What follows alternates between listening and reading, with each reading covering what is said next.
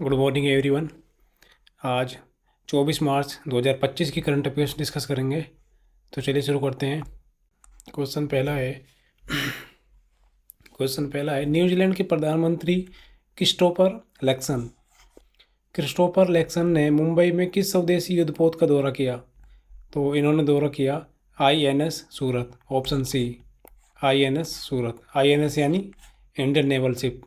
मुंबई में जो नौसेना डॉकयार्ड है वहाँ पे ये गए थे और वहाँ पे मिले ये जो नौसेना का प्रमुख है रियल एडमिरल गारिन गोल्डिंग से।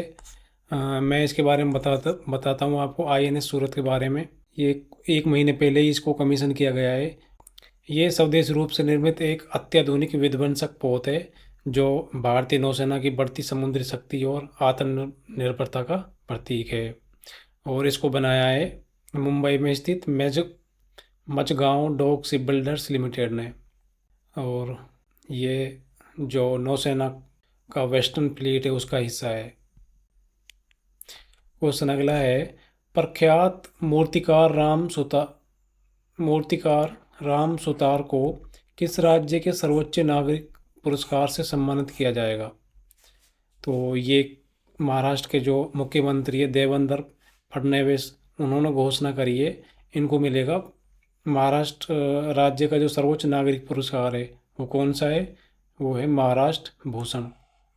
ऑप्शन बी ये दिया जाएगा इनको। और पुरस्कार के रूप में 25 लाख रुपए और एक स्मृति चिन्ह प्रदान किया जाएगा। ये कौन है वैसे? राम सुतार कौन है? ये एक मूर्तिकार हैं जिन्होंने स्टैचू ऑफ यूनिटी का डिजाइन तैयार किया था। ठीक है। क्वेश्चन अगला है S&P ग्लोबल के अनुसार वित्तीय वर्ष 2025 में भारत की GDP वृद्धि दर कितनी रहने का अनुमान है? तो इन्होंने अनुमान लगाया है भारत की GDP का 2025 में 6.7%। Option C 6.7%।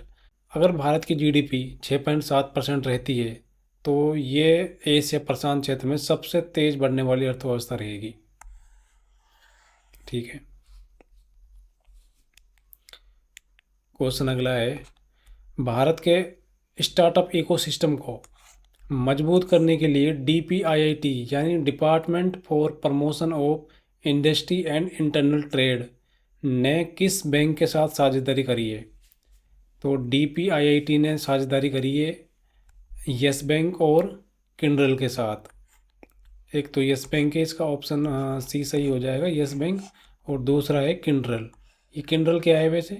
किंडरल है, देखो स्टार्टअप जो होता है स्टार्टअप में पैसे की कमी जो फंडिंग है वो तो मिल जाएगी बैंक से। ठीक है।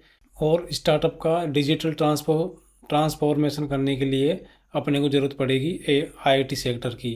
तो किंडरल एक IIT सेक्टर है जो कि प्रोवाइड करेगा जनरेटिव AI और IIT सेक्टर से रिलेटेड जो स्टार्टअप में जिन चीज़ों की ज़रूरत पड़ती है उन चीज़ों को ये प्रोवाइड करेगा स्टार्टअप के लिए। क्वेश्चन अगला है भारत का पहला सार्वजनिक निजी भागीदारी PPP यानी पब्लिक प्राइवेट पार्टनरशिप हरित अपशिष्ट प्रसंस्करण संयंत्र यानी ग्रीन वेस्ट प्रोसेसिंग प्लांट कहाँ स्थापित किया जाएगा? तो ये भारत का पहला है और ये स्थापित किया जाएगा ऑप्शन बी इंदौर में। और इसमें ये जो ग्रीन वेस्ट प्रोसेसिंग प्लांट होता है इसमें ग्रीन वेस्ट को प्रोसेस किया जाएगा जो कि पर्यावरण के अनुकूल तरीके से प्रोसेस होगा। क्वेश्चन अगला है क्रिस्टी कोवेंट्री जिन्हें हाल ही में अंतर्राष्ट्रीय ओलंपिक समिति का अध्यक्ष चुना गया है, ये किस देश से हैं? तो ये हैं जिम्बाब्वे से। अफ्रीका जो महाद्वीप है उसमें एक देश है जिम्बाब्वे। तो ऑप्शन सी इसका सही हो जाएगा। और ये क्वेश्चन इसलिए भी इम्पोर्टेंट है क्योंकि अफ्रीका महाद्वीप से अभी तक कोई भी अंतर्राष्ट्रीय ओलंपिक समिति का अध्यक्ष नहीं चुना गया। ओलंपिक में अभी अभी जो समर ओलंपिक गेम है 2028 लॉस एंजलिस में होने हैं, इनमें मुक्केबाजी को फिर से ऐड कर लिया गया है। पहले इसको हटा दिया गया था और साथ ही क्रिकेट और स्क्वैश को भी शामिल किया गया है 2028 के समर ओलंपिक गेम्स में। ठीक है। क्वेश्चन अगला है संजू सैमसन के पूरी तरह फिट होने तक IPL में राजस्थान रॉयल्स की कप्तानी कौन करेंगे? तो राजस्थान रॉयल्स की कप्तानी करेंगे Riyan Parag, option D Riyan Parag. Question अगला है, इसरो के अध्यक्ष डॉक्टर वी नारायणन ने हाल ही में किस संस्थान में नए शोध केंद्र का उद्घाटन किया है? इन्होंने किया है आईआईटी मद्रास में, ऑप्शन बी नए शोध का उद्घाटन किया है आईआईटी मद्रास में। और अभी अभी चंद्रयान 5 मिशन को भी केंद्र सरकार ने मंजूरी दे दी है। इससे पहले जो चंद्रयान 4 था उसको मंजूरी दी थी 2024 सितंबर में, जो कि जिसकी टेंटेटिव शेड्यूल डेट है 2027। क्वेश्चन अगला है, हाल ही में डोनाल्ड ट्रंप ने किस विभाग को बंद करने के लिए कार्यकारी आदेश पर हस्ताक्षर किए हैं? तो इन्होंने शिक्षा विभाग को बंद करने के लिए कार्यकारी आदेश पर हस्ताक्षर किए हैं। इसको थोड़ा समझाता हूँ मैं आपको।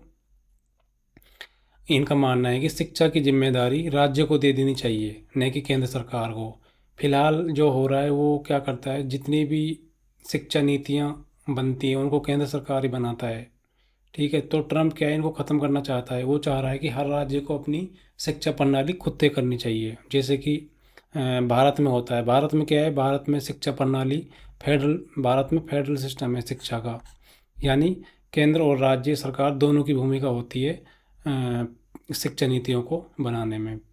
तो अमेरिका में भी यही बहस चल रही है और इसका विरोध भी हो रहा है, क्योंकि कुछ लोगों को लगता है कि इससे अमेरिका में शिक्षा की गुणवत्ता प्रभावित हो सकती है, खासकर जो गरीब राज्य हैं उनमें। तो ट्रम्प क्या है, शिक्षा का डिसेंट्रलाइज करना चाहते हैं जैसा कि भारत में है। इससे राज्य को ज़्यादा अधिकार मिलेंगे, लेकिन कुछ राज्य शिक्षा पर ध्यान न दें तो नुकसान भी हो सकता है। भारत में राज्य और केंद्र दोनों की भूमिका होती है। ठीक है, भारत में जो नीति बनाने का काम है वो केंद्र सरकार करती है, और स्कूल और कॉलेजों को चलाने की जिम्मेदारी राज्य सरकार की होती है। और जो स्थानीय निकाय होते हैं जैसे नगर निगम और पंचायत, ये सरकारी स्कूलों की देखरेख करते हैं। क्वेश्चन अगला है, न्यायमूर्ति PN प्रकाश ने ब्लू क्रॉस ऑफ इंडिया के 60 साल पूरे होने के उपलक्ष्य में किस पुस्तक का विमोचन किया? तो इस क्वेश्चन का सही आंसर हो जाएगा option B memories and milestone.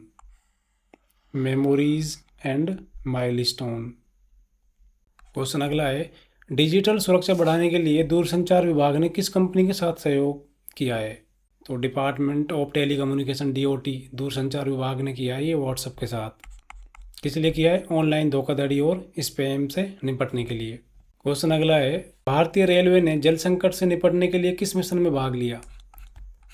तो ये था Amrit Sarovar mission, option B Amrit Sarovar mission.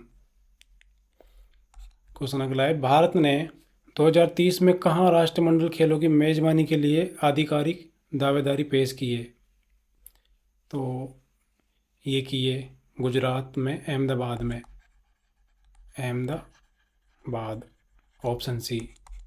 Bharat ने अंतिम बार 2010 में राष्ट्रमंडल खेलों की मेजबानी की थी, और देश का लक्ष्य है 2036 तक ओलंपिक की मेजबानी करने का। ठीक है। क्वेश्चन अगला है, इस वर्ष का सबसे बड़ा साहित्यिक सम्मान ज्ञानपीठ पुरस्कार किसे दिया जाएगा? ये इम्पोर्टेंट क्वेश्चन है।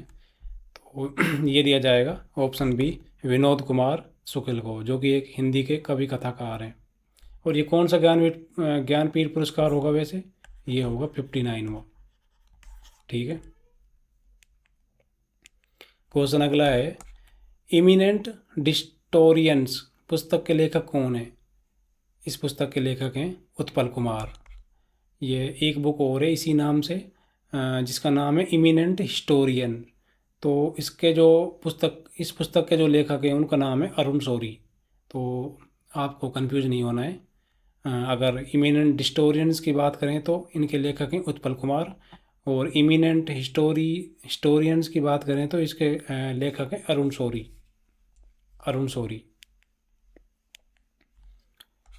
2025 का होलबर्ग पुरस्कार किस भारतीय साहित्यकार सिद्धांतकार को मिलेगा? ये मिलेगा गायत्री चक्रवर्ती स्पीकवेक को, जो कि इंडियन स्कॉलर और साहित्यकार हैं।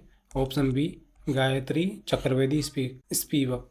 और ये जो पुरस्कार है होलबर्ग पुरस्कार, ये दिया जाता है मानविकी, सामाजिक विज्ञान, विधि और धर्मशास्त्र में योगदान देने वाले व्यक्तियों को।